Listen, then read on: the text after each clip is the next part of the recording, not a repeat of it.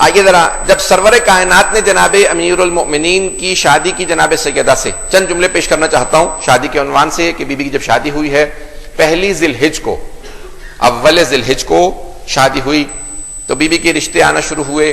آپ کے ذہنوں میں ہے، میں نام لیے بغیر چند افراد کے، کہ کسی نے رشتہ جناب سیدہ کے لیے بھیجا، خود آیا، تو سرور کائنات نے کہا نہیں، اس امر کا اختیار میرے پاس نہیں ہے۔ بات واضح ہو رہی ہے؟ اس امر کا اختیار میرے پاس نہیں ہے۔ تو کہا کہ یا رسول اللہ، یہ کیسے ہم مان لیں کہ آپ کے پاس آپ کی بیٹی کے عقد کا، نکاح کا، شادی کا اختیار نہیں ہے؟ آپ کا تو نام ہی احمد مختار ہے، ہر چیز کا اختیار آپ کے پاس ہے۔ کا نہیں، لیکن فاطمہ کی شادی کا اختیار خدا نے اپنے پاس رکھا ہے۔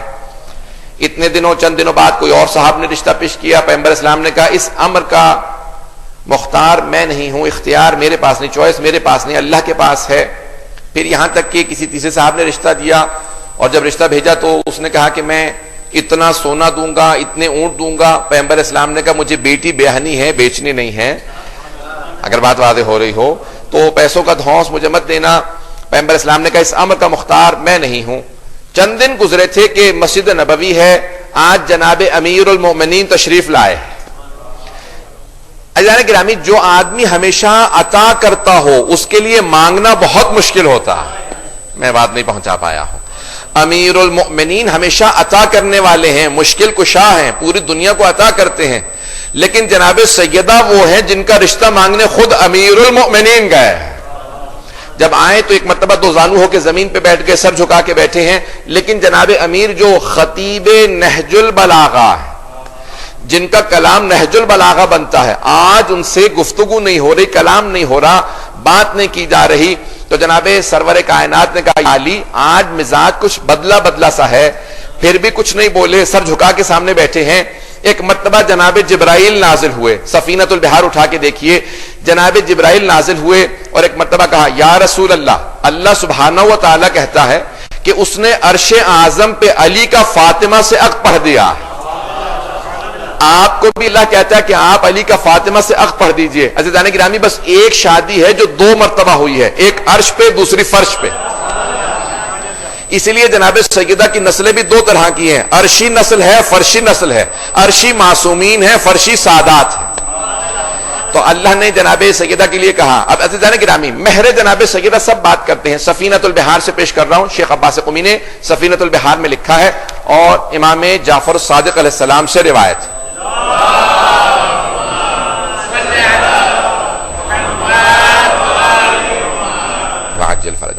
کہا کہ مولا آپ کی دادی کا مہر کیا تھا؟ اب پوری دنیا میں مشہور ہے کہ 500 درہم، 500 چاندی کے سکے، دینار نہیں، سونے کے سکے نہیں، 500 درہم۔ اور جب جناب سرور کائنات نے پوچھا کہ یا علی آپ مہر میں کیا دیں گے، جب رشتے کی بات کی تو کہا یا رسول خدا جو آپ مہر تعین کیجئے۔ کہا آپ کے پاس کیا ہے؟ کہا ایک تلوار ہے، ایک گھوڑا ہے، اور ایک زرہ۔ تین چیزیں آپ نے پیش کی ہیں۔ تو آپ نے جناب سرور کائنات میں اپنے انداز سے پیش کر رہا ہوں، الفاظ سرور کائنات کا مفہوم ہے، الفاظ میرے ہیں۔ کہا یا علی گھوڑے کی آپ کو ضرورت ہے کیونکہ سارا سفر آپ کرتے ہیں، اور آپ کی تلوار کی اسلام کو ضرورت ہے، لیکن آپ کی زرہ کی نہ آپ کو ضرورت ہے نہ اسلام کو ضرورت ہے۔ زرہ کی اس کو ضرورت ہو کہ جو کسی کے مقابلے میں آئے اس کے مقابلے کا کوئی آدمی ہو، مولا کے مقابلے کا کوئی آدمی تھا نہیں تو آپ کو زرہ کی ضرورت تھی نہیں۔ تو آپ نے فرمایا سرور کائنات نے یا علی اپنی زرہ بیچ دیجئے، جو ملے گا وہی میری بیٹی کا مہر ہوگا۔ تو ایک صحابی کھڑے ہوئے کہا یہ علی کی زرہ ہے، کون خریدے گا؟ تو ایک دوسرے صحابی نے کہا 500 درہم دوں گا کیونکہ علی کی زرہ ہے۔ تو 500 چاندی کے سکے دیے، تو جناب سرور کائنات نے کہا یہی میری بیٹی کا مہر ہے۔ تو یہ ہے مہر جو واجب ہے، آپ نے اسی مہر کے پیسوں سے جہیز بھی بنایا جو مستحب ہے، جو سنت ہے۔ ایک قالیچہ لیا، ایک چکی خریدی، کچھ برتن لیے، کچھ کپڑے لیے، اسی پیسوں سے۔ اب چھٹے امام فرماتے ہیں یہ تو میری دادی کا فرشی مہر ہے۔ فرش یعنی جو زمین پہ شادی ہوئی، رسول خدا نے عقد پڑھا، کہا یہ فرشی مہر ہے۔ کہا مولا عرشی مہر کیا ہے؟ عرش پہ جو شادی ہوئی تھی اس کا مہر کیا تھا؟ کہا اللہ نے کہا یا علی زہرا کے عقد میں کیا دو گے؟ سفینۃ البحار میں شیخ عباس قمی نے لکھا ہے، جا کے دیکھ لیجئے گا، مہر جناب سیدہ سے متعلق۔ کہا یا علی مہر میں، کہا پروردگارہ جو تو فیصلہ کرے گا۔ کہا کہ یا علی مہر فاطمہ میں زمین کا 1/3 حصہ اور جنت کا 1/4 حصہ آپ کو مہر فاطمہ میں دینا ہوگا. علی قسیم الجنت و حبیب خدا کی حدیث ہے, علی جنت و دوزخ کے تقسیم کرنے والے ہیں. تو اب امام صادق فرماتے ہیں مہر جناب سیدہ میں جنت کا ایک حصہ بھی گیا ہے, زمین کا حصہ بھی گیا ہے. جناب سرور کائنات نے کہا, جناب امام صادق فرماتے ہیں اللہ نے جنت کا حصہ اس لیے رکھا کہ جس کی چاہیں جناب فاطمہ شفاعت کریں. مجھے توجہ چاہیے اس مجمع کی. عزیزان گرامی, کا زمین کا 1/3 حصہ کیوں رکھا؟ کہا کہ اگر زمین پہ دیکھو تو 2/3 پانی ہے, 1/3 یعنی 1/3, 1/3, 2/3 پانی ہے, 1/3 خشکی ہے, یہ ڈرائی لینڈ 1/3 ہے, 2/3 پانی ہے. امام صادق فرماتے ہیں اللہ نے ساری خشکی جناب سیدہ کے مہر میں دے دی. کہ اب جو بھی زمین پہ چلے گا اور میرے دادا علی کا بغض رکھتا ہوگا وہ غصبی جگہ پہ چلے گا, اور غصبی جگہ پہ نہ نماز قبول ہوتی ہے نہ عبادت قبول ہوتی ہے. جگہ کا جائز ہونا, مباح ہونا ضروری ہے. اس لیے کہا ہماری دادی کے مہر میں گیا ہے, بغیر علی کی ولایت کی عبادت بھی قبول نہیں ہوتی ہے. تو یہ مہر جناب سیدہ ہے. اب ایک مرتبہ جناب سیدہ کی شادی ہوئی, 6 مہینے بعد رخصتی ہے. اب سرور کائنات نے, میں نے کیونکہ کہا تھا مجھے مثالی کردار کو پیش کرنا ہے, آج سن لیجیے گا تھوڑی تبلیغی جملے بھی, کیونکہ بہت سے افراد نے کہا تھا کہ مولانا تھوڑے سے آج یہاں پہ طلاق کے ریشو بڑھ گیا ہے اور مسائل ہیں, اس لیے چند جملے پیش کر رہا ہوں. مجھے مجمع کی توجہ چاہیے, کوشش کر رہا ہوں رفتار پہ قابو پا لوں. تو اب جناب سرور کائنات نے شادی کے بعد جناب امیر سے پوچھا یا علی کیفا وجدت فاطمہ, میری بیٹی فاطمہ کو آپ نے کیسا پایا؟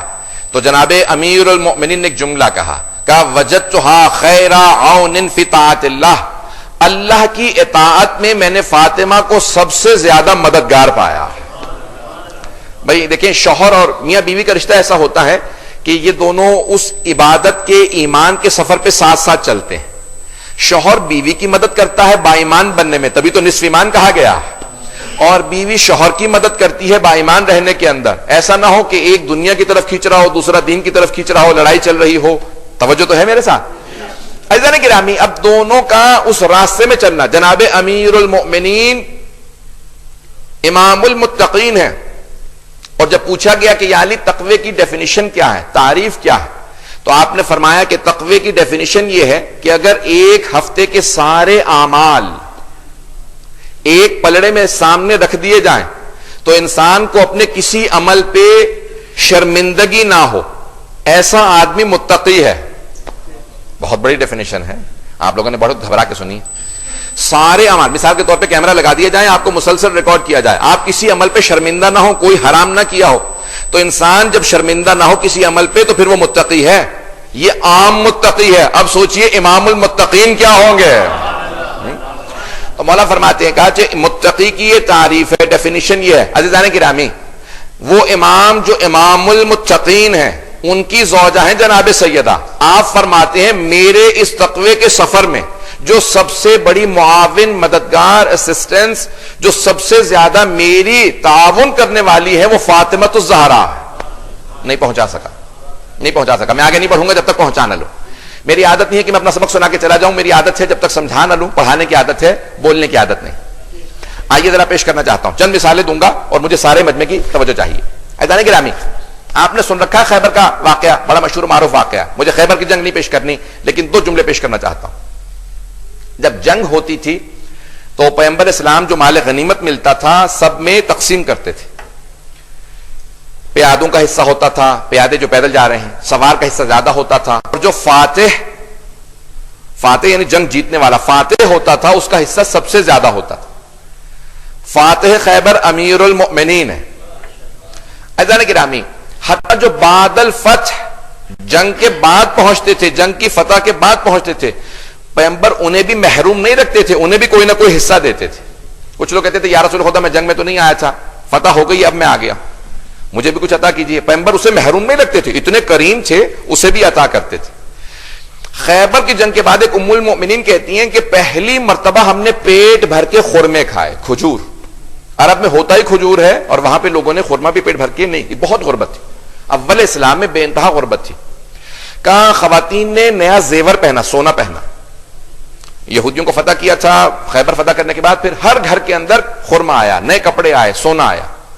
جناب امام حسن حسین مدینے کی گلی میں کھڑے ہیں, کچھ بچے آ کے ایک مرتبہ کہتے ہیں آپ دونوں نے نئے کپڑے نہیں پہنے, مدینے کے ہر گھر میں نیا لباس آیا ہے, خرمے آئے ہیں, نیا زیور آیا ہے, آپ دونوں نے نیا لباس نہیں پہنا. کوئی حیدر ہے جس نے خیبر فتح کیا. امام حسن حسین اتنے کریم ہیں, بچوں سے یہ نہیں کہتے وہ حیدر ہمارے بابا ہیں, ہمارے بابا کے صدقے میں تمہارے گھر میں آیا, نہیں, اتنے کریم ہیں, کچھ نہیں کہتے. خاموشی سے سب کو دیکھا, گھر آئے, کہا اماں نہ آپ نے نیا لباس پہنا نہ ہم نے نیا لباس پہنا, ہمارے بابا کی وجہ سے مدینے کے ہر گھر میں کھجور بھی آئے, کھانا بھی آیا, لباس بھی آیا, سونا زیور بھی آیا. تو جناب سیدہ نے کیا کہا میرے بچوں اے میرے شہزادوں تھوڑی سی دیر انتظار کرو, ابھی آپ کے بابا گھر نہیں آئے ہیں, گھر آ لینے دیجئے, تو آپ کے بابا ہم سب کے لیے بھی تحفے لے کے آئیں گے. اتنے میں جناب امام حسن حسین صحن میں جناب سیدہ کے ساتھ کھڑے ہیں, جناب امیر تشریف لاتے ہیں. جیسے ہی جناب امیر گھر میں آئے فوراً سلام کیا, جناب سیدہ نے فوراً سوال کیا اے ابا الحسن ہم سب کے لیے کیا لے کے آئے ہیں؟ تو جناب امیر نے ایک مرتبہ دیکھا, پھر سر جھکا لیا, کہا سیدہ لایا بہت کچھ تھا, لیکن جیسے ہی مدینے پہنچا فقراء مدینہ میرے راستے میں آ گئے. کہا کہ یا علی ہم سب فقیر ہیں, ہمیں کچھ نہیں ملا, بتائیے ہمارے لیے کیا لے کے آئے ہیں؟ سیدہ جو کچھ میں لے کے آیا تھا سب سے زیادہ مجھے حصہ ملا تھا, میں سب کچھ فقراء مدینہ میں تقسیم کرایا ہوں, آپ کے لیے کچھ نہیں لا سکا, حسنین کے لیے کچھ نہیں لے کے آیا. میرا لاکھوں سلام ہو اگر مولا پہ, تو میرا لاکھوں درود و سلام ہو جناب سیدہ پہ. اگر مولا ایسے ہے تو جناب سیدہ کیسی ہیں؟ دیکھیں اگر انسان کوئی کار خیر کرتا ہے نا تو بعض اوقات گھر والے رکاوٹ ہوتے, کتنے صدقہ خیرات کرو گے, گھر میں فاقے ہو رہے ہیں تو باہر خیرات کر کے آ رہے ہو. جناب سیدہ نے نہ لڑائی کی نہ گھر میں کوئی فساد ہوا, بلکہ فوراً کہا اے ابا الحسن مجھے فخر ہے, مجھے ناز ہے کہ آپ میرے شوہر ہیں, مجھے اتنی خوشی تب نہ ہوتی اگر آپ سب گھر لے آتے سامان, جتنی اب ہو رہی ہے کہ آپ سب کچھ تقسیم کرائے. پتہ نہیں توجہ ہے یا نہیں ہے, مجھے زیادہ خوشی اب ہے کہ آپ سب کچھ تقسیم کر آئے ہیں. فوراً امام حسن حسین نے کہا بابا ہمیں ناز ہے, آپ ہمارے بابا ہیں. عزیزان گرامی اب جناب امیر کا کہنا سمجھ میں آتا ہے کہ یا رسول اللہ, اللہ کی راہ میں سب سے, اللہ کی اطاعت میں سب سے بڑی مددگار فاطمہ ہے, کبھی شکوہ نہیں کیا, ہمیشہ مجھے سراہا, میری مدد کی, میرا ساتھ دیا. کہا ابا الحسن مجھے فخر ہے کہ آپ میرے شوہر ہیں, آپ فقراء مدینہ میں دے آتے ہیں. جملہ پیش کر رہا ہوں ایک اور, میں جانتا ہوں فضائل کے جملے ہیں لیکن آپ سب کی آنکھوں میں آنسو ہیں. جناب اہل بیت علیہ السلام کے فضائل بھی ایسے ہیں کہ آنکھوں میں آنسو آتے ہیں. دو جملے اور سنیے گا. جناب امیر گھر جا رہے ہیں, کہاں؟ مدینے میں. آپ نے سن رکھا ہے نا یہودی کے باغ میں کام کرتے تھے, وہ امیر المؤمنین جن کی اتنی جائیداد تھی حکومت نے سب ضبط کر لی. میں کل فدق پیش کروں گا انشاءاللہ, پورا تفصیل سے پڑھوں گا کیوں یہودی کے باغ میں کام کرتے تھے. کبھی سوچا وہ علی جن کے اپنے اتنے باغات تھے, اتنی جائیداد تھی, اتنے مولا نے خود باغ کو آباد کیا تھا, یہودی کے باغ میں کام کیوں کر رہے ہیں؟ حکومت نے سب کچھ چھین لیا. کیوں؟ فقر و فاقہ ہوگا تو کوئی ساتھ نہیں دے گا, اچھے وقت میں سب ساتھ دیتے ہیں, برے وقت میں ساتھ دینے والے کا پتہ چلتا ہے. مجھے نہیں معلوم کتنے لوگ ہیں میرے ساتھ. اچھے وقت میں سب ساتھ ہوتے ہیں, برے وقت میں پتہ چلتا ہے کون شیعہ ہے کون نہیں ہے. بڑے بڑے جلیل القدر صحابہ, بڑے بڑے جلیل القدر صحابی جو رسول خدا کے ساتھ ساتھ رہا کرتے تھے, امیر المؤمنین کا دم بھرتے تھے, عشق کرتے تھے, لیکن جیسے دیکھا مولا کے گھر میں فاقے ہو رہے ہیں ساتھ چھوڑ کے چلے گئے. کیوں؟ کیونکہ جانتے ہیں سختی میں ساتھ دینا بڑا مشکل کام ہے. توجہ کیجیے گا جانے گرامی. مولا یہودی کے باغ میں کیوں کام کر رہے ہیں؟ اس لیے کام کر رہے ہیں کیونکہ حکومت کی طرف سے پابندی تھی علی کو کوئی مزدوری نہیں دے گا. خبردار کسی نے علی کو کام دی. مولا مدینے سے باہر جا کے یہودی کیا کام کرتے تھے؟ گھر چلا رہے ہیں. سخت جملے لیکن سنیے گا. آج جناب امیر المؤمنین دوپہر میں آ رہے ہیں, مدینے کی سخت گرمی, آپ نے کچھ روٹیاں لے رکھی ہیں, کچھ سامان ہے کھانے کا. دوپہر میں دیکھتے ہیں جناب مقداد باہر نکلے. فوراً سوال کیا, مقداد دوپہر کی اس گرمی میں آپ باہر ہیں, گھر میں آرام نہیں کر رہے؟ کہا مولا جب گھر جاتا ہوں نا بچوں کے فاقے برداشت نہیں ہوتے, کیونکہ میں آپ کا ساتھ دے رہا ہوں, میرا وظیفہ بند ہو گیا. جب بچے رو کے کہتے ہیں بابا کھانا لائیے, مجھ سے برداشت نہیں ہوتا, میں اس لیے گھر سے باہر آ گیا ہوں, جب بچے سو جائیں گے گھر واپس چلا جاؤں گا. مولا نے کیا کہا؟ کہ مقداد یہ روٹیاں لیجئے, اپنے بچوں کو جا کے کھلا دیں. جناب مقداد نے ایک جملہ کہا, مقداد ابن اسود, کہا مولا میں جانتا ہوں بنت رسول خدا بھی فاقے سے ہے, میں جانتا ہوں آپ کے دونوں بچوں نے حسن حسین نے بھی کھانا نہیں کھایا, یہ آپ اپنے گھر لے جائیے. میری لاکھوں روحیں قربان ہو جناب امیر علیہ السلام پہ. کیا فرماتے ہیں؟ کہا مقداد میں, فاطمہ, حسنین, زینب ہم دوبارہ فاقہ کر لیں گے, لیکن نہ حسنین برداشت کریں گے نہ فاطمہ نہ میں برداشت کروں گا کہ مقداد کے بچے بھوکے رہیں.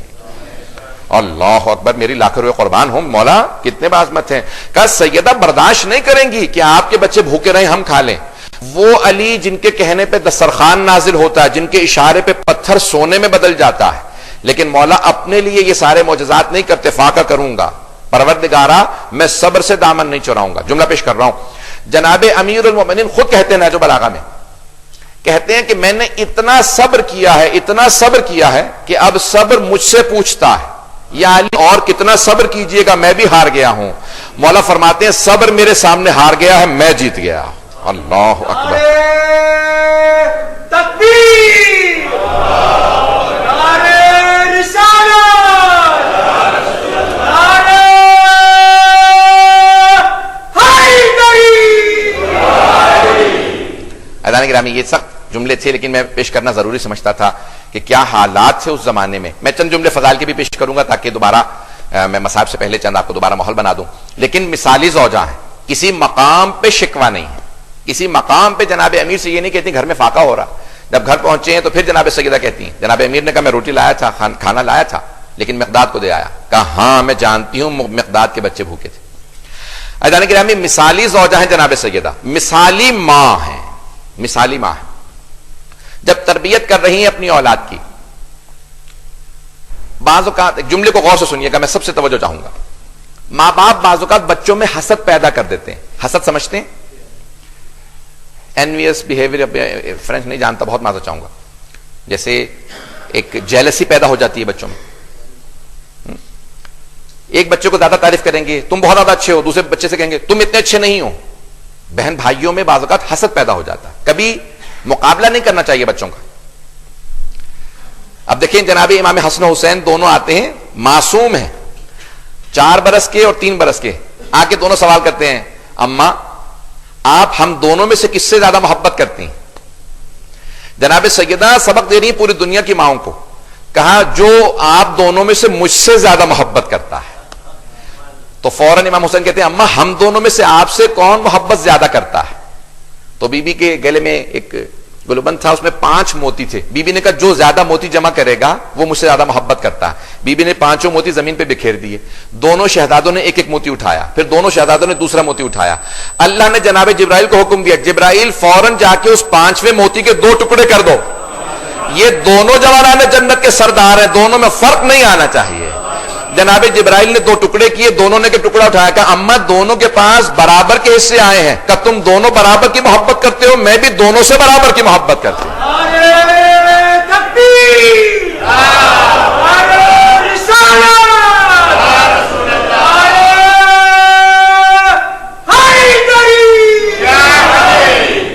اور فرمانے سے جانے گرامی, ایک مثالی ماں ایسی ہوگی کہ بچوں میں کبھی ایک بچے دیکھیں, ماں باپ کے جینز وہی ہوتے ہیں, وہی خون ہے, وہی تربیت ہے, لیکن ہر بچہ الگ الگ صلاحیت رکھتا ہے, ہر بچے کا رجحان الگ ہوتا ہے.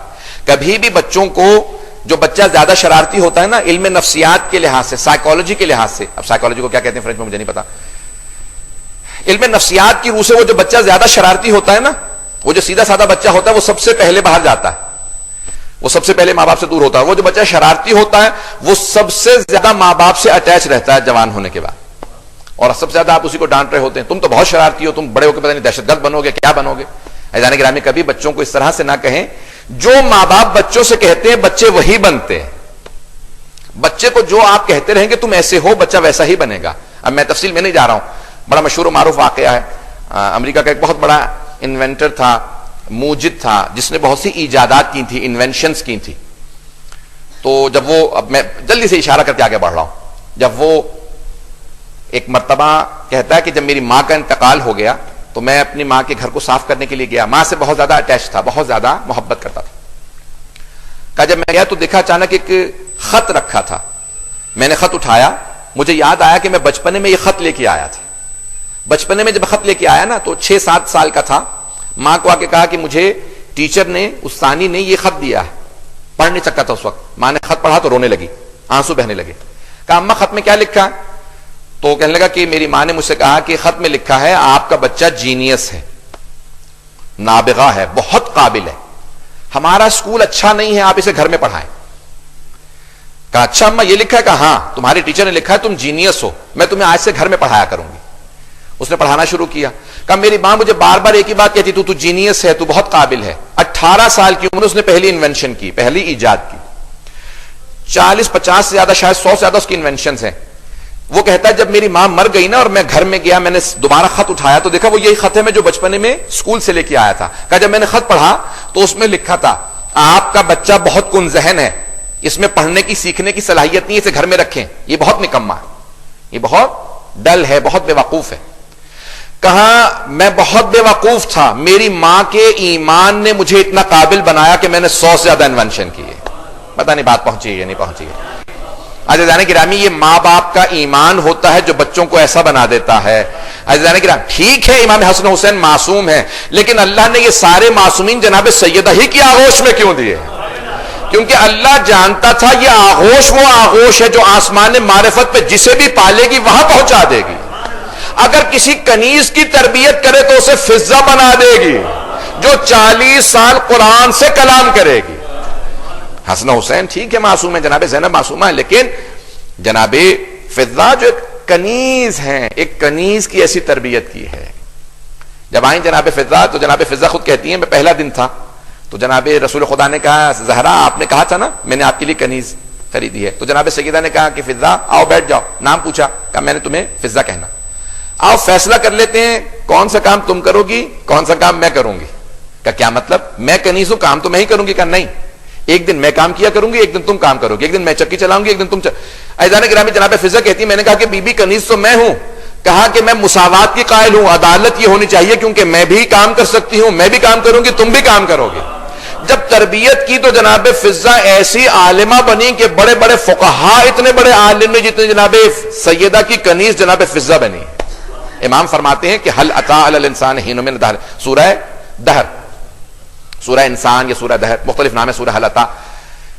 فرماتے ہیں کہ اس میں 3 مرتبہ اللہ نے لفظ فضہ کہا. قرآن میں اٹھا کے دیکھے دونوں لفظ آئے ہیں, ذہب و فضہ. ذہب سونا, فضہ چاندی.